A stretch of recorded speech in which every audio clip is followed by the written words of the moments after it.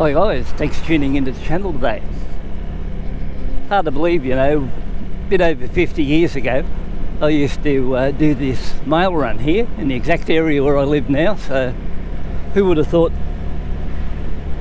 50 odd years later that I'd actually live in the area where I delivered the mail from, say, I don't know, I think around late 1967 up to about 1970. So I'll have to do a clip on that one too, because I know all the lurks in those days, what went on and what never, and what it was like being a postman 50 odd years ago. In actual fact, this house here, can't see it now, but over to me left here at 2:30, there used to be a blue cattle that used to wait for me there when I come past, and I'd be going along on the mail run and I'd add the bag there with a second class mail in it, and if there was any paper or anything like that in it, I'd pull that paper roll out and get ready to hit that blue catalogue when it swung out from hiding behind there and give me a bit of a workout. Even just up along this street we're going now, there was a guy up here that used to have a nice brand new GTR XU1 Tirana. I used to always go past and have a look at it. So there's really good memories from where I live around here for what I used to get up to 50 years back. So that side of it was fairly good. You'd know which were the good residents to deal with and which ones weren't. What it was like to deal on pension day when they come after you for their pension checks, or when you had to deliver open roads, or which ones were real rectums to deal with and which ones were just okay. So, it's fairly interesting. That mail run I had did something like, took about a bit over 3 hours to do the beat itself, and I think it was about 20 mile by pedal power. It was a fair bit. So that's something I can look back into, and we might have a crack at that one. It'll be just like a trip down memory lane there. Now, what else has been going on? Oh yeah, well, earlier on the week I got that harebrained idea that I thought I might be interested in buying a Triumph. So I ended up getting back to one of the dealers, and I thought to myself, I might think about buying a Bonneville. So I got back to the Triumph dealer, and I asked about the prices of the Bonnevilles. Now the Bonnevilles were not cheap. The 100 version, T100, that was 19,000 he told me, and if I wanted the 1200, that would have been 22,000.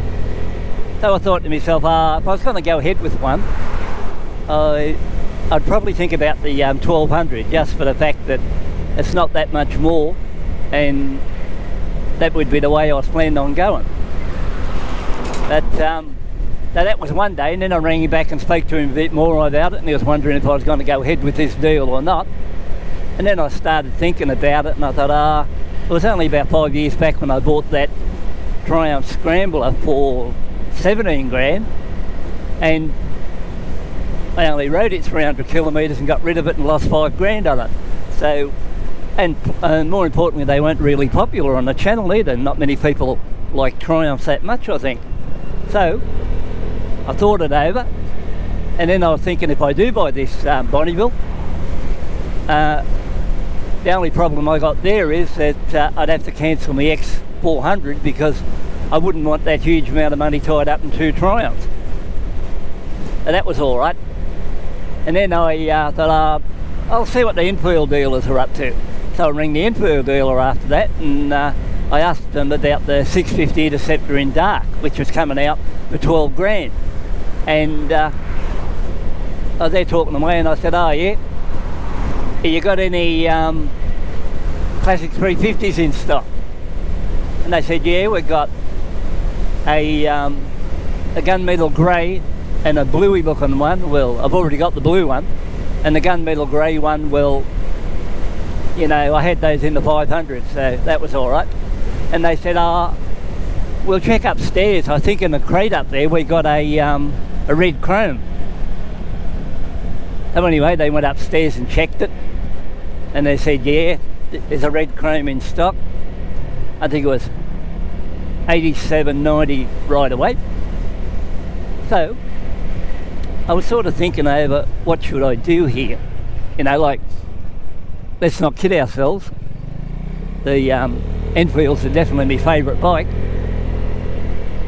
And, you know, well, I suppose to cut a long story short, I thought it over for one day, got back to them, and then decided I'd buy the red chrome. So as it is now, I've laid a fairly good deposit on a red chrome, and I don't know, I may pick it up next week. Now, even though it's the same as the Halcyon Grey, the fact is, you know, I haven't had any chromes in any of these bikes now for, I don't know, 3 or 4 years, or since I got rid of the 500s. So apart from that, I think it looks like I'll be riding a red chrome, and I'm fairly happy about that idea because, one, they're not much money to buy, and two, I'll still go ahead with my Triumph X400 Scrambler, and I've covered both bases. So that would be the news at the moment, and I think that's about all I can tell you about what's going on, but that gives you something new for to see on the channel. Right now I'm on the Vespa. I'm riding this Vespa around. Really good bike to ride, this Vespa. I'm riding it around, see how things are going that line. I've clocked up just a tad over 1,000 kilometres, so I'm just about ready now to do the oil and filter change. That's why I'm out at the moment, giving it a bit of a run to warm it up.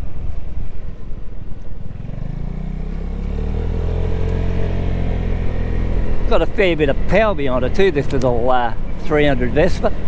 When you get behind it, it certainly knows how to get up and go.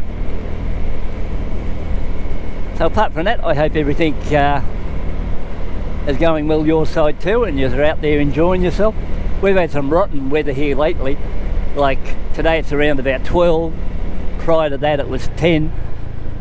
25 mils of rain overnight, or yesterday. So that ruined riding then. Tell you what, this street we're going down here now, going back, I don't know, about 1970, I come down here in a near new Valiant Pacer, and there were 3 council workers over there on the right hand side on the corner.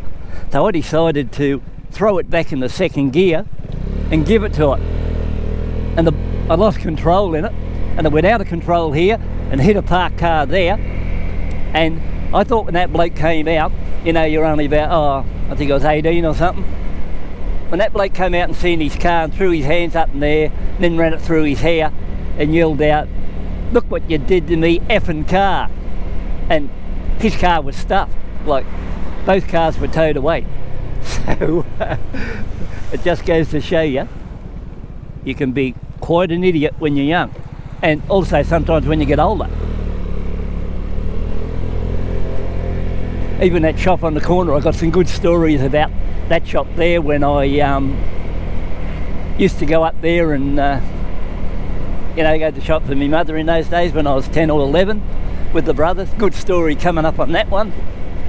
This next shop coming down here, good story coming up. So that was that shop there.